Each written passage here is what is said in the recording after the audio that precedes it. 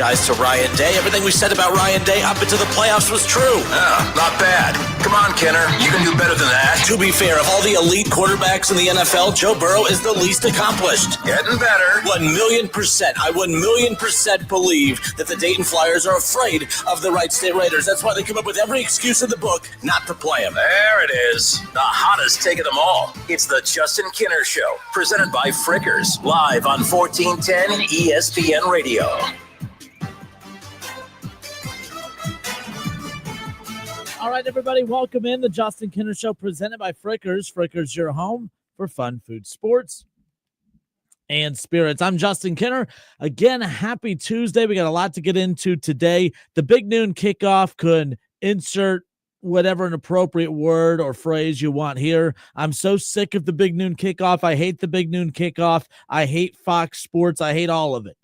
It is ruining at least my experience as a college football fan. It's ruining it for me, and it's pissed me off, and I'm sure it's angered quite a few of you as well. Some of you probably don't care. We're going to find out together. We're gonna bitch, moan, and complain about the big noon kickoff coming up here in a moment. And there's Kev Nash, who just happens to walk in right as I'm complaining about the big noon kickoff.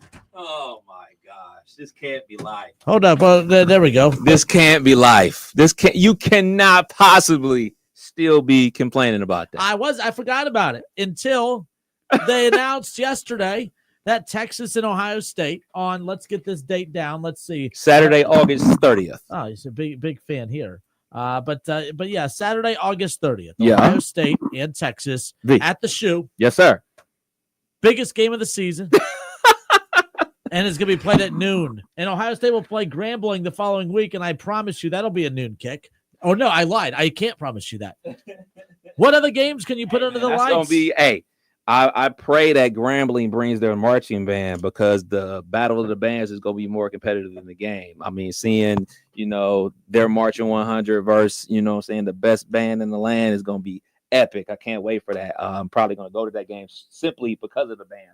But no, I you know what? As much as you are sick of the big noon kickoff, I'm sick of people complaining about the noon kickoff. I'm sick of people complaining, man. Like, by now, we should be used to it. By now, people should be saying, hey, man, it is what it is. Because I'll say this till I'm blue in the face. If these schools and these conferences want to take the money from whatever network, then the network is going to decide when you kick off. And when you are a brand the size of The Ohio State University, you're going to get their prime time slot. And their quote-unquote prime time slot is noon. When Michigan cheated their way to a national championship, guess who was kicking off at noon? Michigan. Michigan versus whomever. Michigan versus Penn State was a noon game. It is what it is. It's not going to take away from my fun. I don't understand why you don't like it, because as a program director, guess what? You're not doing at 1 a.m., 2 a.m., coming back from wherever you were to hit a button. Well, the second we become a real radio station, and it sounds like we're getting close, I may not have to do that. I got the email. Email to prove it. I'm making things happen around here. I'll believe it when I see it, and that's not a shot at you. No. That's not a shot at you. I believe it when I see it, too. Oh, fair enough. Fair enough. All right, well, Kev Nash in studio. I'm going to let him get set up. We're going to step away for a few because we're not done. You're not winning that one. Yeah. I win. I win. All right, so we'll step away for a few. Kev Nash getting set up. The Justin Kenner Show presented by Frickers. Frickers, your home for fun, food, sports, and spirits. The big noon kickoff, Ohio State, Texas. What was that date one more time? Saturday, August 30th. August 30th. See, I don't even care. I don't care about the game anymore. It's an exhibition game. It means nothing. Okay. Now. Let them lose. See how much you care on that Monday. Well, they're going to lose because they've just been thrown in the new slot. They're not motivated to play. We'll be right back. The Justin Kenner Show. It's Kenner and Kev today. Woo! We'll be right back.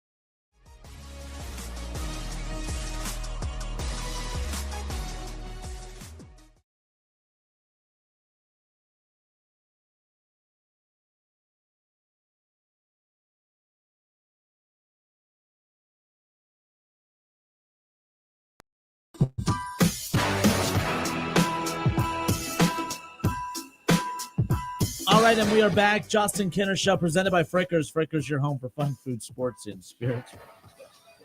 You know, just it's the Kinner and Kev Show, at least here today, of course. Actually, today and Friday. Kev and I are going to be live out at Frickers in Huber Heights coming up this Friday, 3 to 5 o'clock. We'll take the show on the road. So coming up this Friday, Kinner and Kev live, 3 to 5, Frickers location over in Huber Heights. It's close to where Kev lives. So it's not a bad little stroll to the office that day. So there you go. But we welcome you back. We opened up the show August 30th, Ohio State and Texas go head-to-head. We knew it was going to be a big one. That's what made the playoff matchup between those two last year so significant, because whoever lost that game was going to have to face the exact same opponent the very next game. Ohio State did not. They got to beat Texas and go on to beat Notre Dame to win a national championship. But Ohio State's run of tough opponents continues. I mean, you had to play Tennessee, you had to play Michigan, you had to play Tennessee, you had to play Oregon, you had to play Texas, you had to play Notre Dame, and now you got to play Texas again. And the last time you played Texas, it was done correctly. It was under the lights, all right? It was at night. It was a primetime slate. You had all day to build up for it. But Fox Sports, big noon kickoff, they absorb it, and it's happened for years now. But I think Ohio State they have like double-digit games on the big noon kickoff more than anybody else. So someone said today that, we shouldn't be mad at the cash cow, talking about Fox, who's giving them all the money. I'm like, Ohio State's the cash cow. If Ohio State wasn't the cash cow, you wouldn't be putting them on TV every single Saturday. But that's really what this comes down to. I get it. You're going to have a couple of those big games spread throughout. There's really nothing anybody that could do about it, although I think Ohio State, if they started actually using their power a little bit, probably could sway this a little bit more. But of all the games, I get it. Penn State, Ohio State, I get that. Like, I would love that at night, but I get it.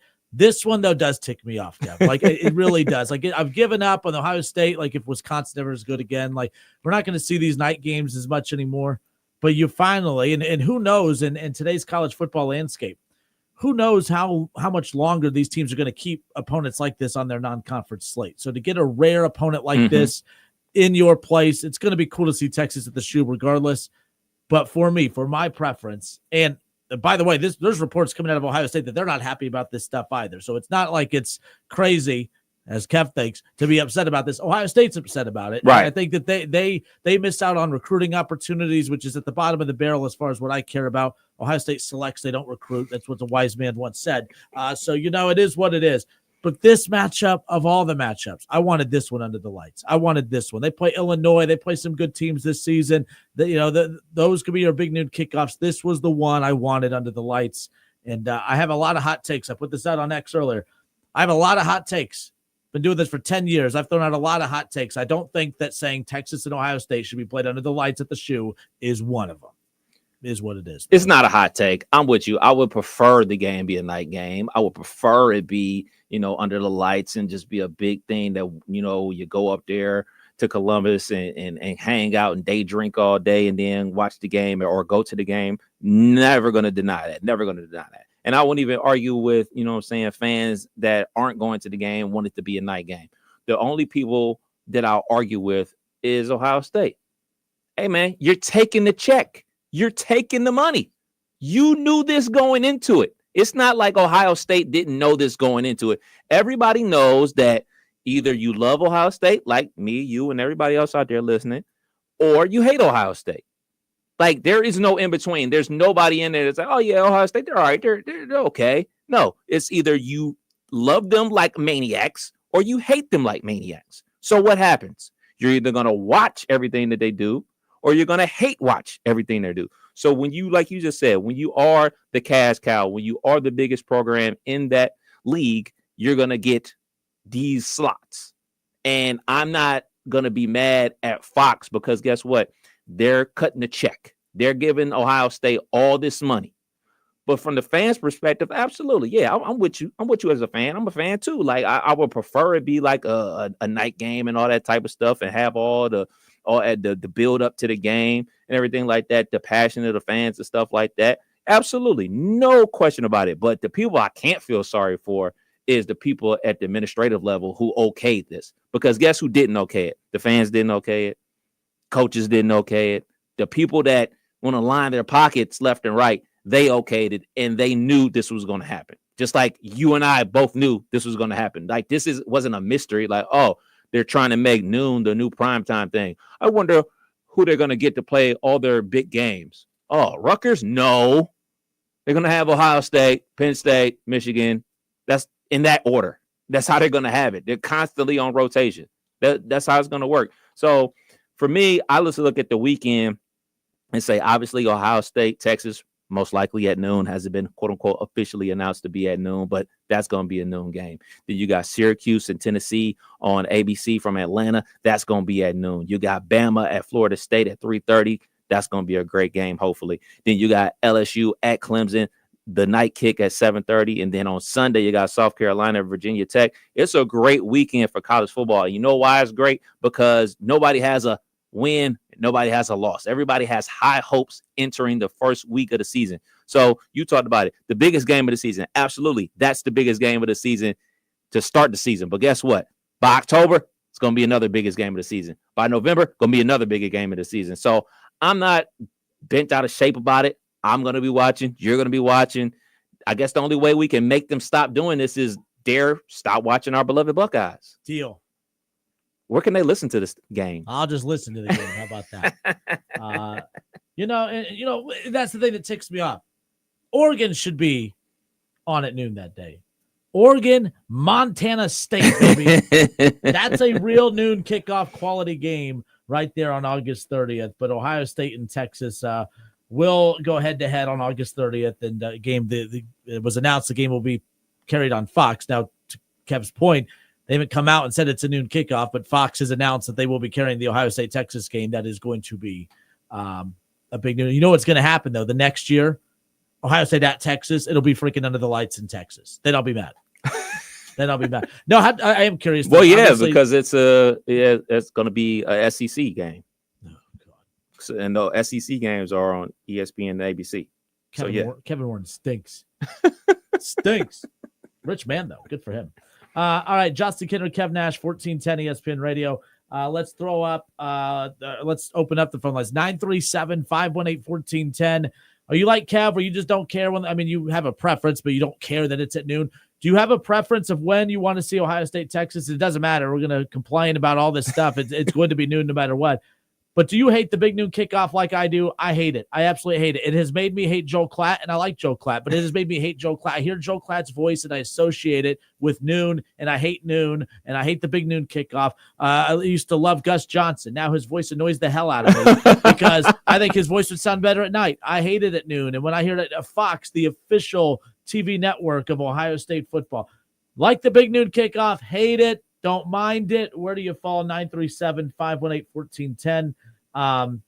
Alex Early, what up, Alex? He messages on the show. He says, which begs the question, where will College Game Day be? They have a couple options on that day, but it wouldn't surprise me that they'd still be in Columbus for that one. I mean, we've seen where both collide.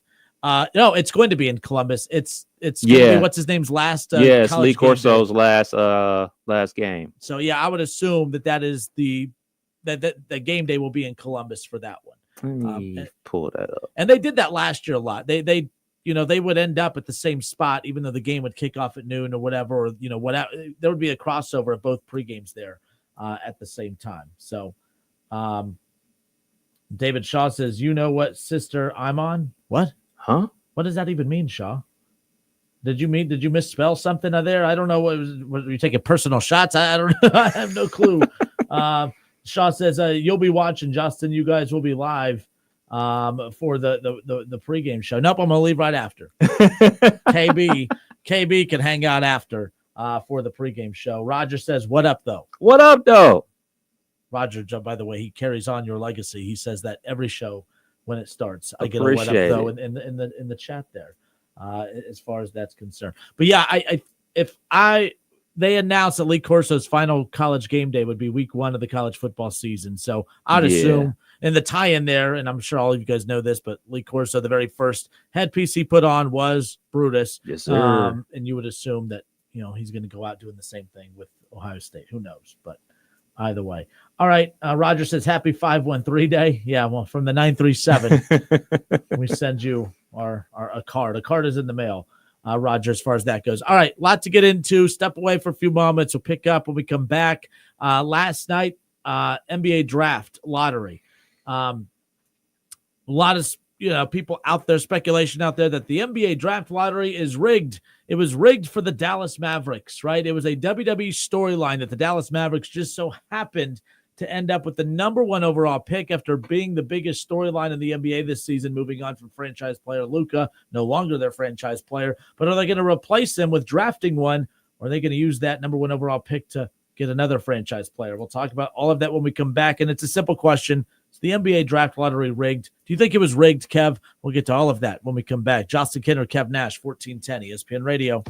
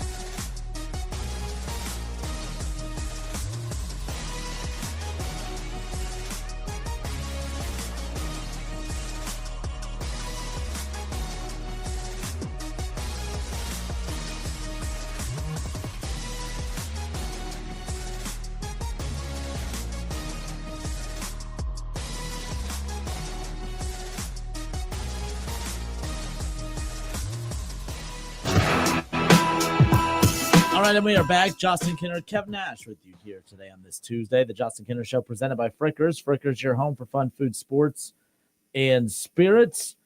Stop on out at one of your local neighborhood Frickers for their Frickin' Lunch Combo for $10.99. The Frickin' Lunch Combo features many options such as frickin' chicken chunks, cheeseburgers, the charbroiled chicken wrap, and the fried chicken wrap. You can also get a side and a drink, all for $10.99. The Frickin' Lunch Combo is available Monday through Friday, dine in or carry out between 11 a.m. and 2 p.m. Frickers, your home for fun, food, sports, and spirits. Opened up the show, Big Noon Kickoff, or at least Fox, has announced that they will be carrying the Ohio State versus Texas game, although they haven't technically fully announced that it's going to be a noon kickoff. Why else would Fox have the Ohio State-Texas game at the end of the day? A lot of controversy surrounds how many times Ohio State has been on the Big Noon Kickoff compared to the rest of course, the Big Ten at this point. Obviously, last year was the very first year where you get USC and Oregon. I understood it a little. I was a little bit more patient before that, Kev, because of the brands in the Big Ten. I've always said I think the Big Ten's a little overrated. People say I'm wrong. Well, ask Fox. At least, ESPN, they're going to sprinkle out the SEC. It's not just putting Alabama on every week. They spread it out. The Big Ten, there's not a lot of teams that Fox is lining up trying to get to put in that Big Noon Kickoff slot. And understandably so to a certain extent. Like to see if it starts to even out a bit now that, USC, although who the hell are they at this point? Oregon, how are they going to, they had a very good, very first year in the Big Ten. How will they follow that up? Montana State week 1, of course, is what they have. But I'm looking at this schedule, Kevin. I'm like, okay, we're going to have this debate all season. Every single time it's announced that they're in the Big Ten or the Big Noon Kickoff. How many Big Noons do you think? They have 12 regular season games.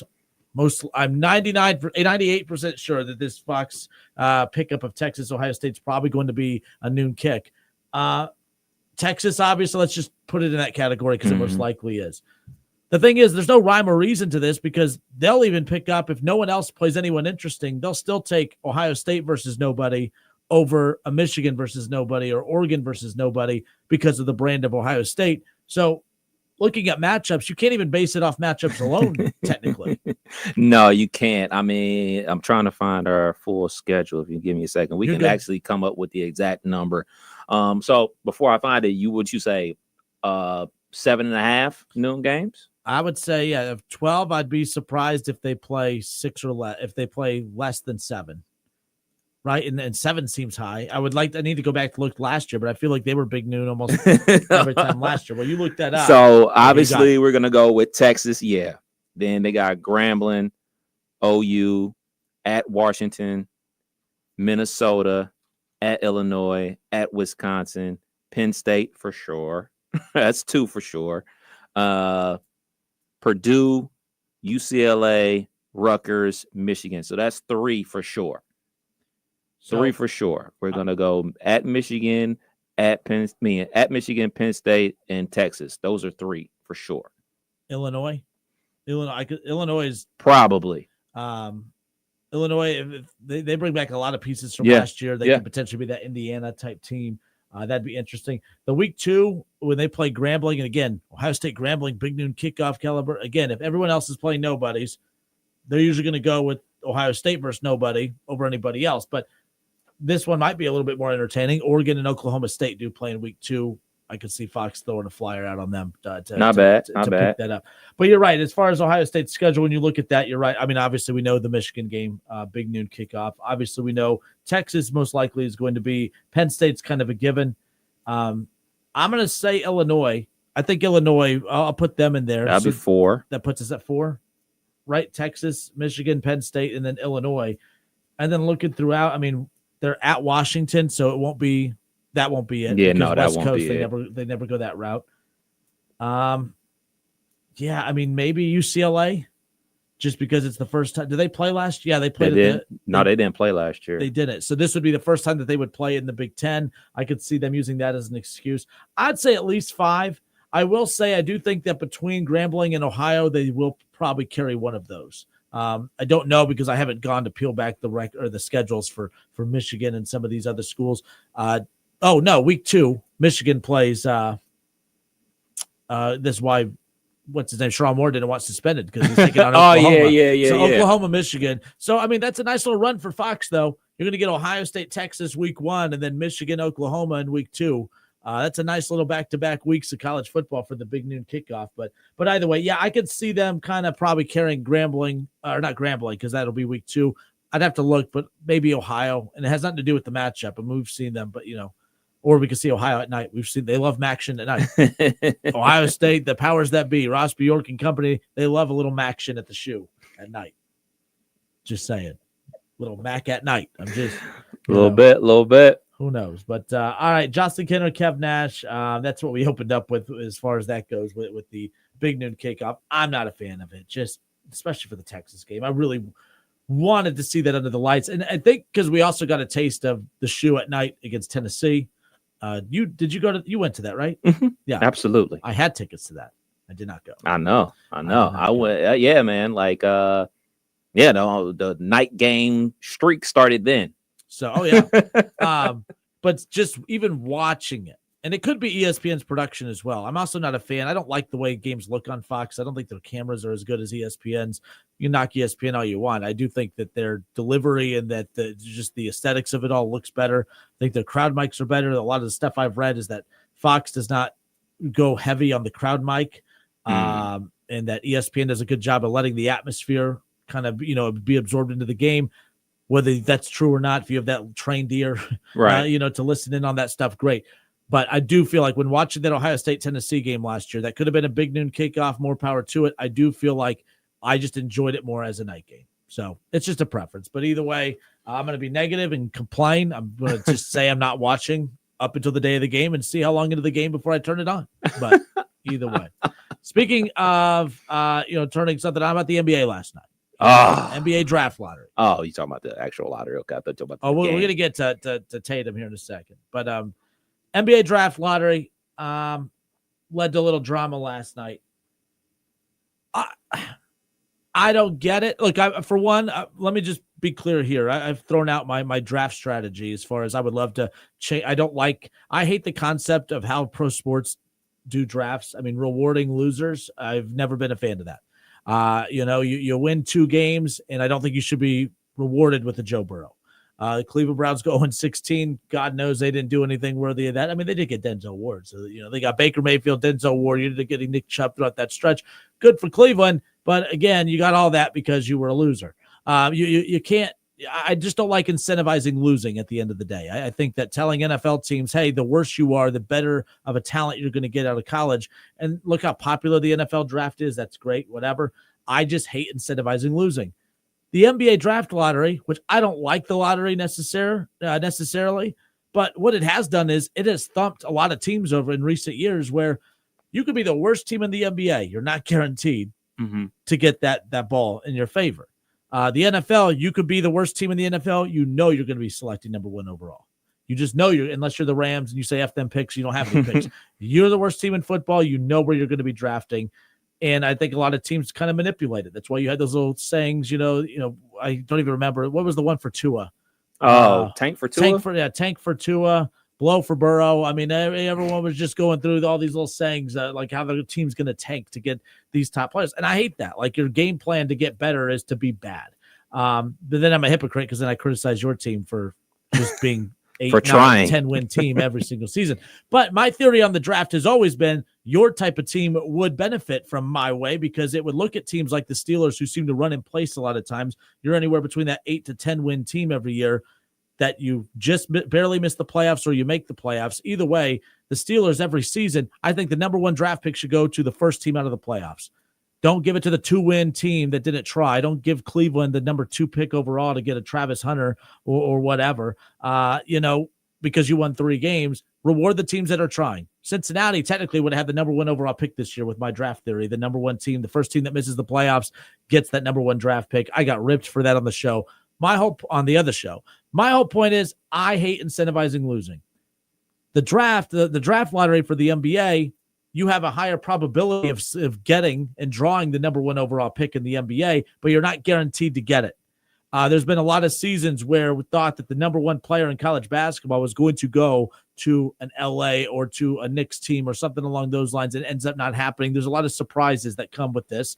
Some fun, Others not so fun, some so fun that we start waving the "it's rigged" flag, like that. And that's what ended up happening last night. The Dallas Mavericks had a 1.8%. They had 1.8% odds of getting the number 1 overall pick.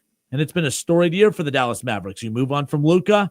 Everyone wants your GM fired. They're questioning what in the world is going on. There was an ownership shift.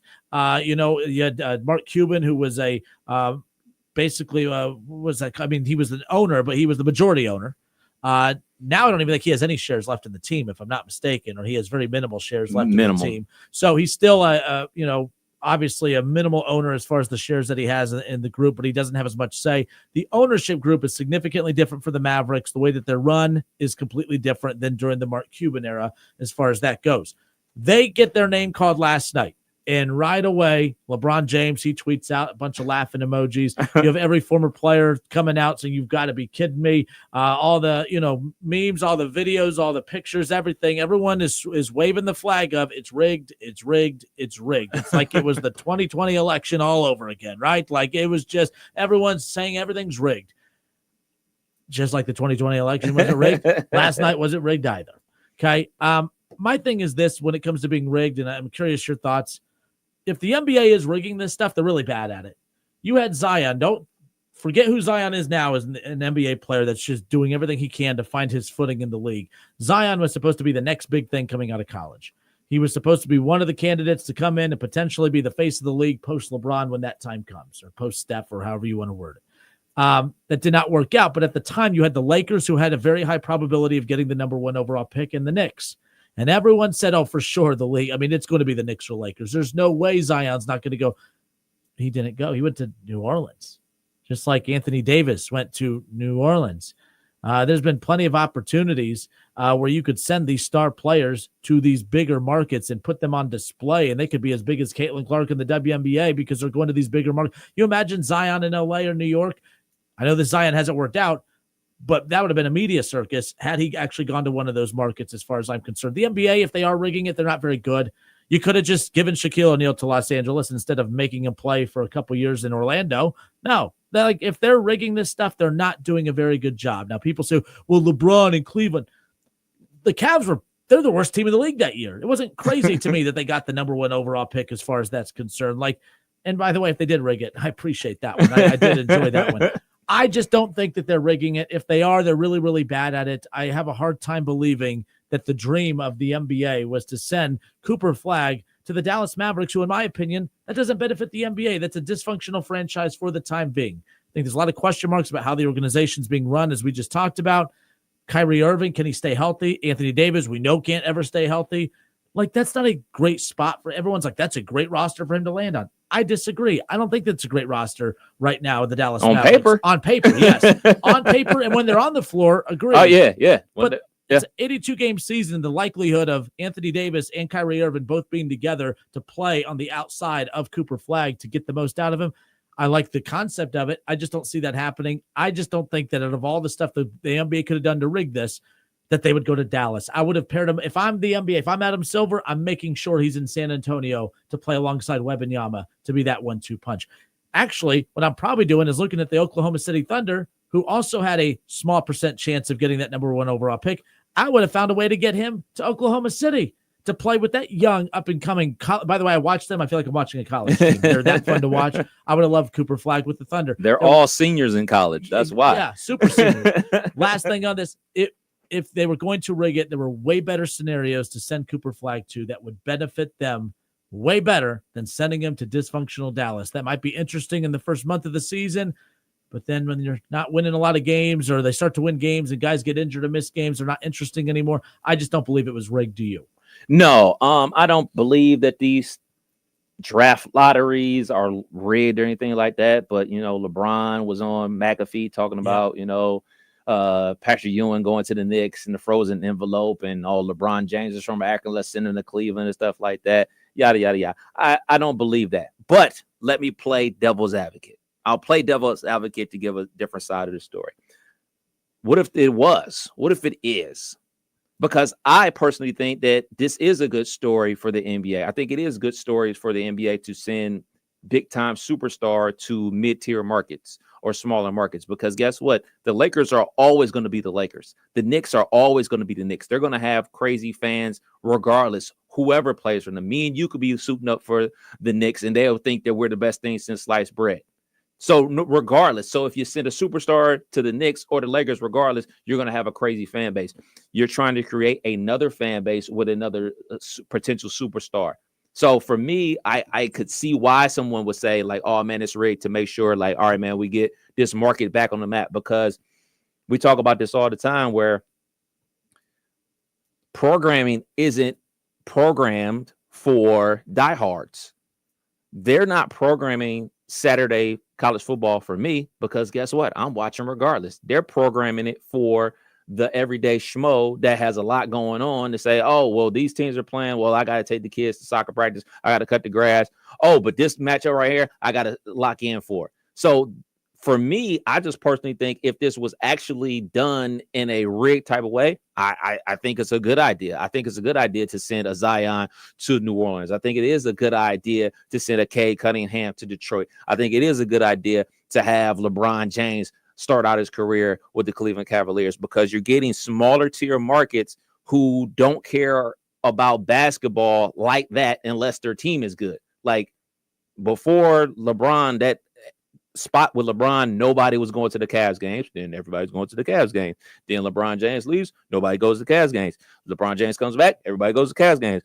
LeBron James leaves, thank goodness we get Donovan Mitchell, so people are going to Cavs games. Not again. right away. Not right away. Yeah. There was a lot of window there. No one was going to the games, to your point. Yeah. So like that's where I'm at with it. So I'm not saying it is, but I personally think if it was, this would be a way to do it. This would be a way to do it. Shoot, you look at the Seattle Supersonics. Kevin Durant goes there. Well, they knew that year that they were only spending one more season in Seattle. They're going to go to OKC. What's a better way to start up a quote-unquote upstart franchise than a superstar player like a Kevin Durant coming out of college, a well-branded athlete that is, a couple hours drive away from Austin, Texas, where he played his college basketball. I'm not saying it is, but it is a lot of coincidences. And if I was to rig it, I would rig it in this way. I wouldn't make it, oh man, we're going to send Zion and we're going to send this guy and this guy to our biggest markets, because those big markets already are going to have viewers regardless. I think it's about the smaller tier markets in the NBA to make sure they have something that people are going to watch. No, you're right. But it's one, like the Knicks are good now. The Lakers are good now. The Lakers went through a long stretch where they weren't good. The Knicks could never seem to figure it out. So at those times, it's not like they were, oh man, we got to get Zion to a good Knicks team, or we got to get Zion to a good Lakers team. The Lakers, big markets, but no one's watching because they weren't any good. So it's about trying to get them that young upstart superstar to go there and kind of build around, whatever. But no, and by the way, I'm not even convinced Cooper Flagg is going to Dallas to begin with. I think it would be in Dallas's best interest to Kyrie's a little older, Anthony Davis is a little older. I mean, Cooper Flagg's interesting. Pairing him with that, putting him with them, interesting. But everything we just talked about, if Giannis is available, although I would see the dynamic of Giannis and Anthony Davis to be an interesting one, but we've never seen teams go all in on the post player pool, right? And it would be ironic in today's day and age of a guard 3-point centric NBA to have teams lean in, because the two teams that are being linked to Giannis are two teams who already have dominant bigs in Anthony Davis in Dallas and Wembanyama in San Antonio. Could you see them using that pick to dangle in front of Milwaukee if that's the case? And yes, I think that AD and Giannis could work because Giannis does better than Wemby. Yes, okay, yes, because Anthony Davis has been a proven perimeter player. Wemby plays on the perimeter, like all right, I can dabble out here, but like AD has proven, like all right, man, you want to? I prefer. Yeah, exactly. So like. Hey, man, Giannis, you want to go down there and paint and do all that banging? I'll just be out here shooting jumpers. It's cool. But Wemby, I think he needs to be an inside-outside player. I think it could work a lot with AD and Giannis for sure. And I think it's one of those, I think if you're a Milwaukee Bucks fan, I don't know if there's any around here, but if I'm a fan of a team like that that's about to bid farewell to a superstar player that brought a championship to us, I don't think there's any hard feelings. I don't think this would be like Dallas where it's like, how do you move on from your franchise player? I think a lot of Bucks fans, if you get Cooper Flagg in return, I think that's a very forgivable scenario. Giannis, we love you. You were here a long time. We watched you grow up. We won a championship together. You were part of the build-up, part of the championship, part of the, trying to, obviously defend it. Roster's dwindling down. You go get Doc Rivers. You're adding Holiday. You're adding every piece you can over the years. It just didn't work. I'm fine with them moving on from Giannis. You milked that for everything you can. Both sides did, and I think a fresh start is necessary. And if you're Milwaukee, if you can move on from Giannis, that stinks. But if you can get one of the hotter available players on college basketball in quite some time to give you that sense of hope, I think that makes all the sense in the world. If I'm Dallas, I'm on the phone with Milwaukee trying to figure out how to get that done. So, yeah, my only thing about the NBA draft is it's rarely that the first overall pick is the best player. By the way, how convinced are you that Cooper is going to be good in the NBA? I think he's going to be good. I don't think he's going to be the best player on the championship team. I think his peak would be Paul George. And I know Paul George is a name that people just despise now. And Paul George is the worst basketball player to ever breathe air. But like Paul George is a very good basketball player. Younger in his prime, though. I mean, he was one of the few players that, as good as he was offensively, he was a lockdown defender. And those guys don't exist in the NBA too often. So, is Cooper Flag a lockdown defender like that? Yes. I won't necessarily say on-ball defender like a Paul George, because, I mean, Paul George is elite at that, or was elite at that. But, like, as a help side defender, he holds his own defensively. And, yeah, I think his peak is Paul George. I think that's the best he could possibly be. And I think that, I mean, shoot, I can't remember what year Paul George got drafted. I believe it was the same year as Kawhi Leonard. But, like, I think hands down, those are the two best players from that draft class. What up, Lou? Lou on Facebook says, not that I believe it, but another angle. Maybe it was rigged to get Luka to the Lakers, and the NBA promised the number one pick to Dallas to send him to play with LeBron. As one of the other conspiracy theories. And by the way, no, Lou, I'm not mocking you. That if there was, like, there's some conspiracy, like what makes a good conspiracy theory is if it makes you stop and say, I could see that. It's a good conspiracy theory. That's a good conspiracy theory. I could see that. I don't think that that's the case, but, for people who do believe that the league does interfere with front offices and say, hey, listen, we really need to get Luka over to LA. We'll reward you with the number one. I don't think that that's the case. If I'm a GM or an owner, I'm just appalled. If I'm a GM, if I'm Nico, I'm appalled that you would do that to me and risk me getting fired or whatever. I don't know. I just feel like there's too many channels that stuff would leak if that's the case. So, Lou, I'm not saying you're wrong, but I have seen that conspiracy theory thrown out there, and I think that's one of the better ones. I understand why people think it's rigged when you have something like, of all the teams, Bill Simmons called it right when the trade happened. He goes, "Oh, watch, the league's going to reward Dallas with the number one overall pick." So that clip from Bill Simmons has been floating around all day today because people storylines, it just makes sense. I understand why people think that. Yeah, and the only rebuttal I would have to the Bill Simmons of the world is, Bill Simmons, you've made your entire career off the NBA. So if it's rigged and it's fake, then so are you. So like if you're following something that is just totally fake, so are you. Like, then I don't want to hear it from Bill Simmons. And I like Bill Simmons. I actually read his book, 100 Best Basketball Players of All Time, 100 Years of Basketball, whatever it's called. Good book. But like the people that constantly dwell in this conspiracy world of like, oh man, it's rigged, they're making it for them all the time. Like, hey man, then don't watch. Then don't watch. If you want to watch something that's scripted, that that's scripted, that isn't lying to you, go watch a different sport. If you want, look, Ron just said, he goes, the NBA can't be rigged. How many, there's way too many top picks that are bust, injury prone, Zion, Odin, etc., and all that. The thing is, like, the NBA draft feels as unpredictable as, I mean, the NFL, you get more locks in the NFL than you do in the NBA. I think it's very tough to hit in the NBA draft, or at least know exactly what you are drafting. I think there would be more conspiracies in the trades that happen than there would be in the draft. What did Dallas really win last night? A feel good moment. Yeah. After a season of hell after trading Luka, right? But you still got to draft Cooper Flag, and technically you could say, well, that made up for losing Luka. If Cooper Flag isn't a fraction of Luka, then you didn't win that. You didn't. If Anthony Davis can't play more than 40 games, you didn't win that.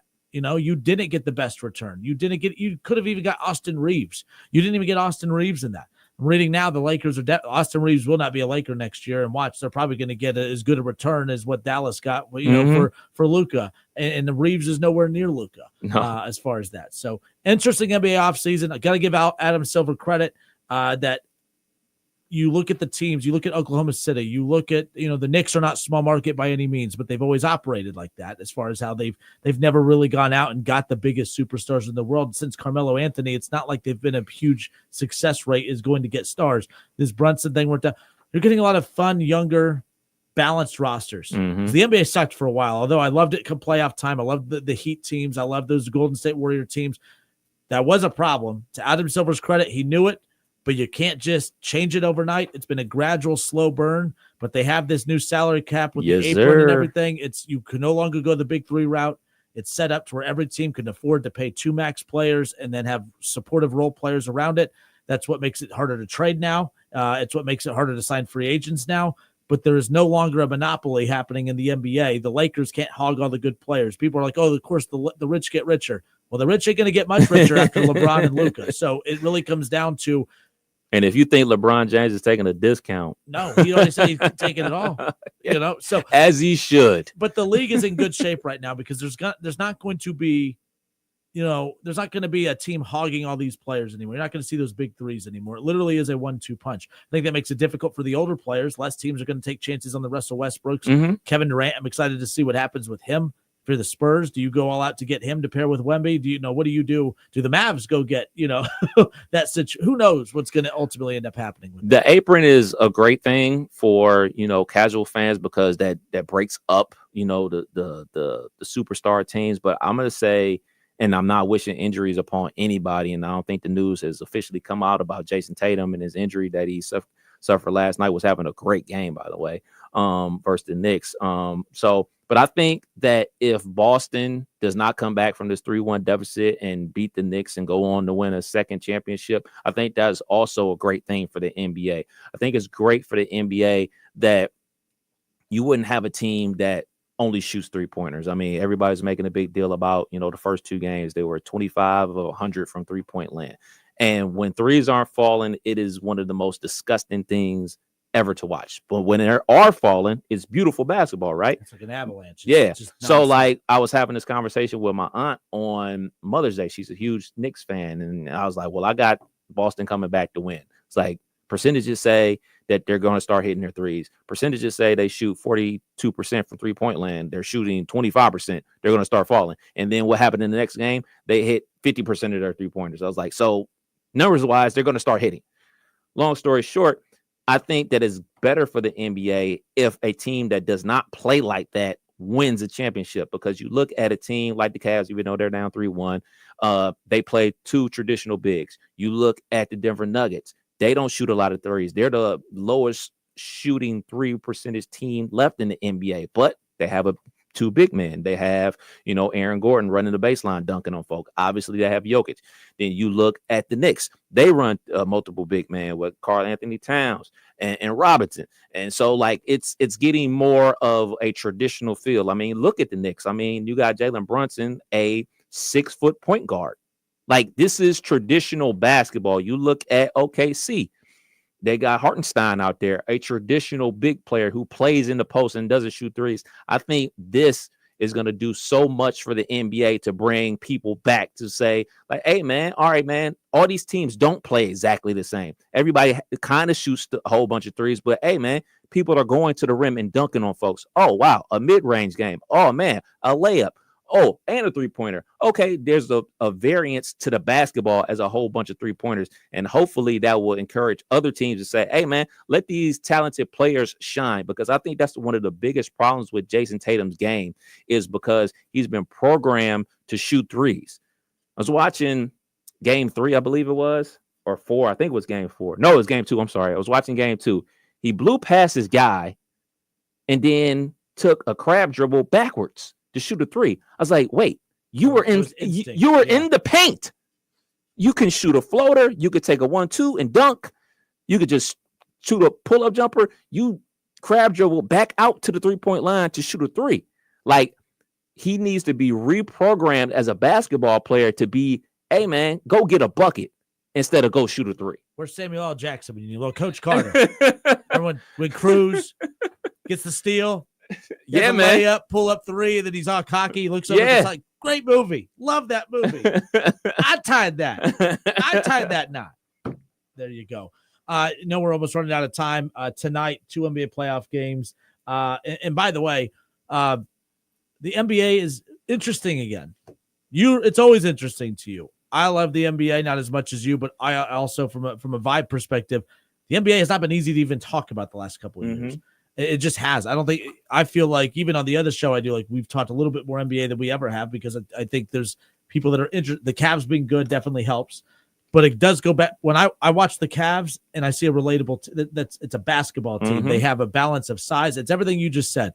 OKC, the Knicks. It's, and when you watch Boston, you're right. It's that overlap of they're the oddball out. Yeah. They don't play like the other teams that are currently still in the mix. Spent years building it to get to this point because of what the league was for so long, and it's what everyone didn't want it to be. That's why there's talk of the Celtics not blowing the roster up, but they ain't got the money. One of those two stars may not be there next year, and not gonna be Tatum. It's probably, I don't know if it's gonna be Brown or what. I don't know if you call Dallas and say, give us that number 1 overall pick and you can have Brown. I doubt. I don't know what the changeups are going to be in Boston as far as that goes. What's going on with Cleveland? Not just the injuries. That game 2 is going to screw them when they. It's a wrap. It's a wrap. Like I could sit here and be like, oh man, this franchise has been in this position before. We're going to do it again. Look, man, I'm a realist, man. I look out there and I believe that they're going to win tonight, and then they're going to lose in Indiana, because like that's how it goes. Like they're gonna muster up, the gumption, and I expect a big game from the bench, Ty Jerome, to finally start hitting some threes and stuff like that. But like ultimately, you're right, that game 2 bit them in the butt. You give up a 7-point lead with like a minute to go, like that's on you. You let the free throw shooter get his own offensive rebound, dribble out to the 3-point line, and hit a game winner. Like those are the smallest of details. I mean, like those things obviously just can't happen. And I mean, I know a lot of people are making a big deal about, saying them getting absolutely demolished on Mother's Day. I think they were like down by 40 at the half. I turned on Netflix by that point. But like it comes back to game 2. Comes back to game 2, man. And I've always said that people and fans, we don't care about injuries. We don't. And it is a cruel thing to say, but like we don't care, because guess what? Boston is about to lose to the Knicks. Jason Tatum probably has a torn Achilles. Do you think the New York Knicks fans are going to be like, oh, man, dang, we beat them without him? Do you think Toronto Raptors care that Kevin Durant tore his Achilles and that was helped them win a championship? Do you think the Pacers fans care that, hey, man, the Cavs are without 3 starters?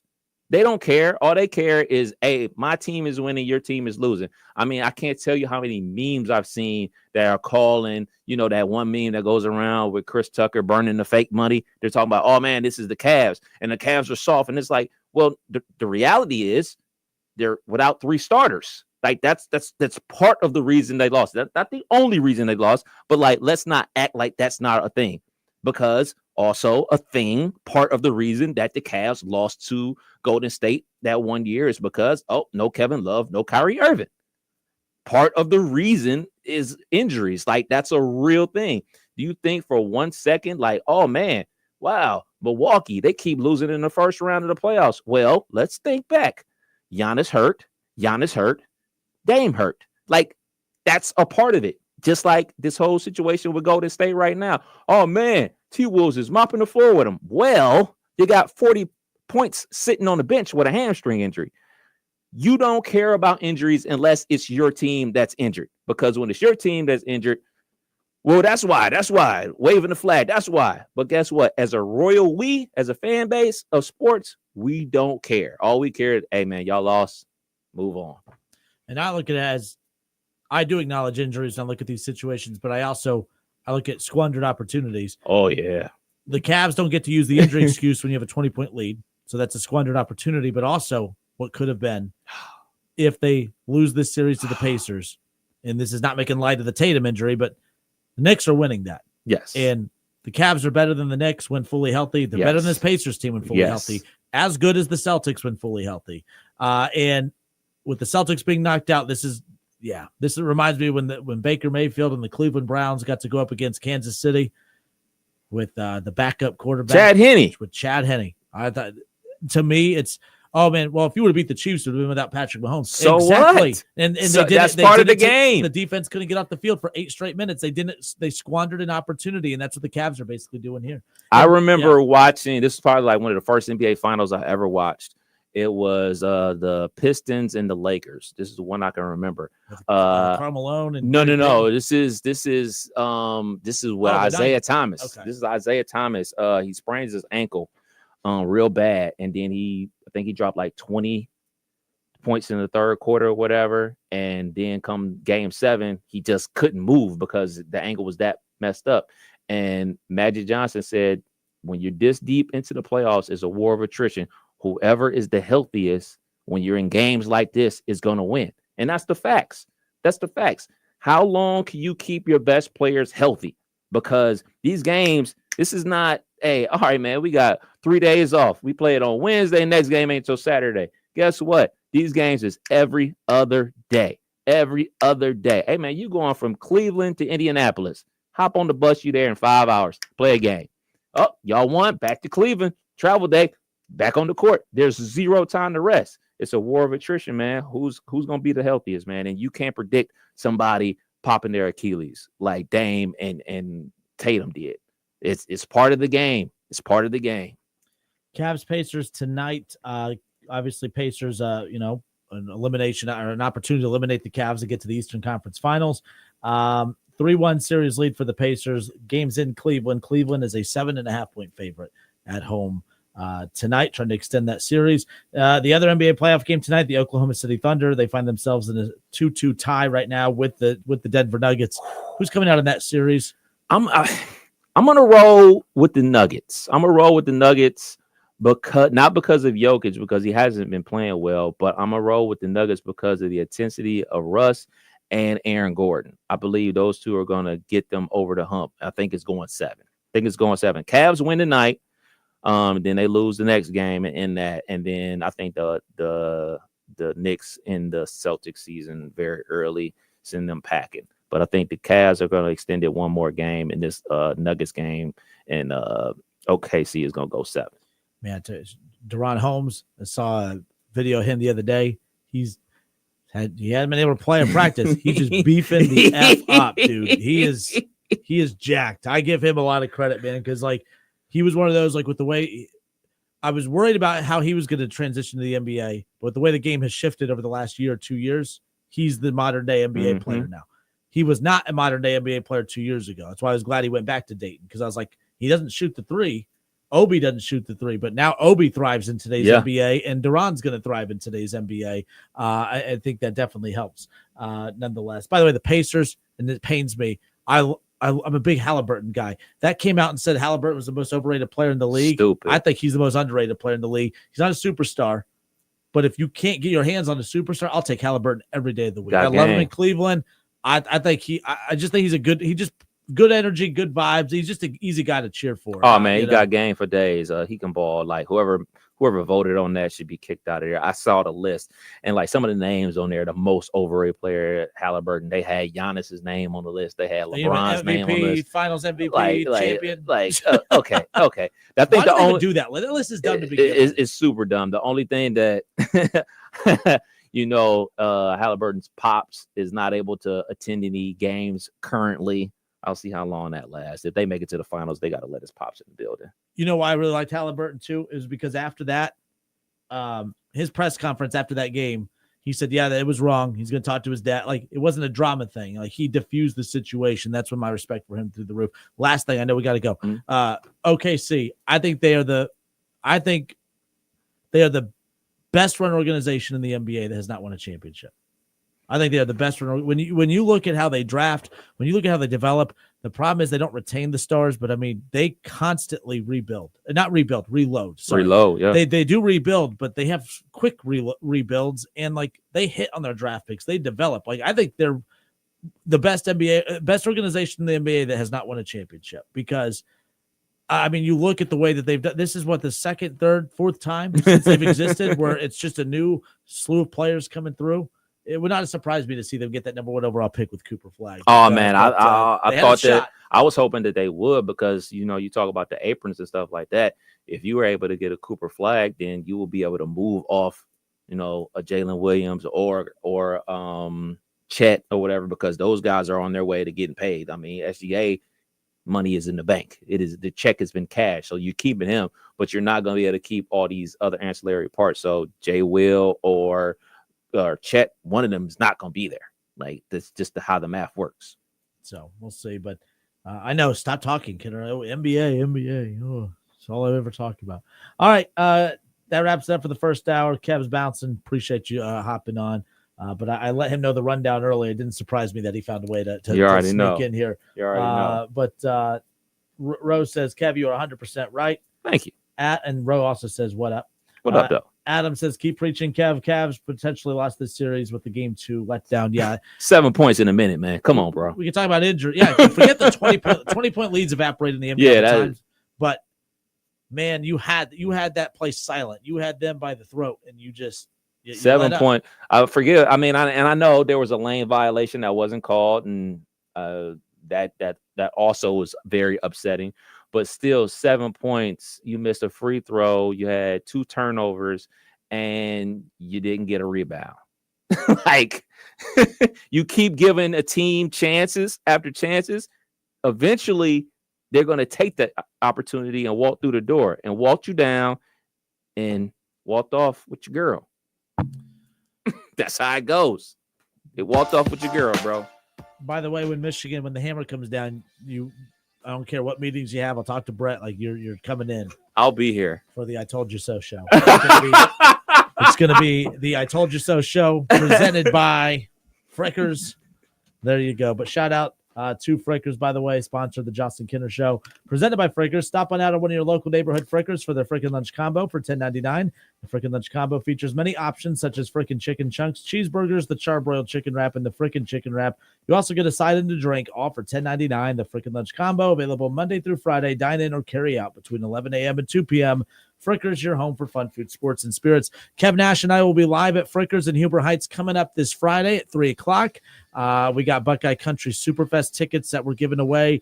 We did get some Blink 182 tickets. Nice. And a lot of people are going to be excited about that. We got some Reds tickets. Reds back in action tonight, by the way. We got tickets. We got bobbleheads. And we're looking forward to seeing you guys in Huber Heights at Frickers coming up this Friday, starting at 3 o'clock for a live version of the show there. So, all right, we're out of time. Thank you. Hour 2 next.